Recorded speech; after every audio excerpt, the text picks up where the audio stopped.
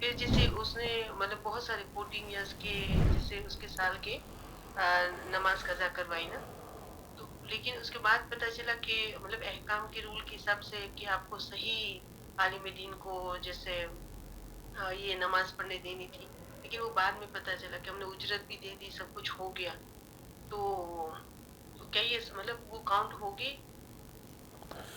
دیکھیں، یہ اجرت کی جو نماز ہے جس کو ہم نماز استجاری کہتے ہیں،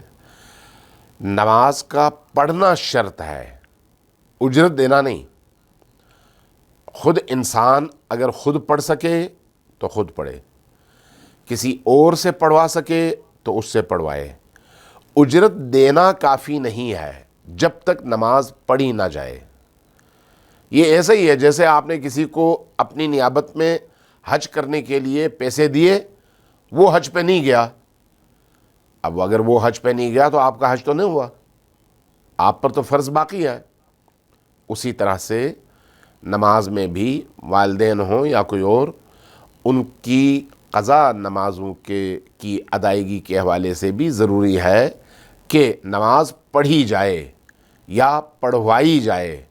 چاہے اجرت دی جائے یا نہ دی جائے، وہ بات کا معاملہ ہے۔ اجرت دینا کافی نہیں ہے جب تک نماز پڑھی نہیں جائے گی۔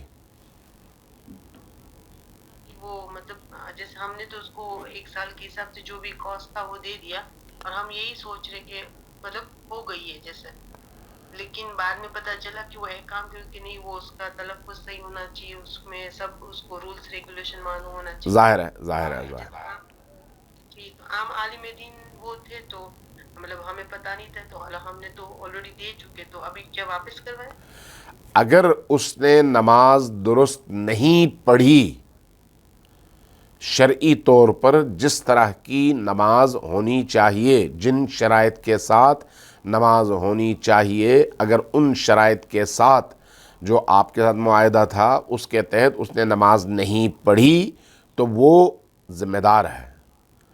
اور اگر آپ نے پیسے دیے ہیں تو وہ پیسہ اس کا نہیں ہے جب تک وہ شرط کے مطابق نہیں پڑھتا نماز۔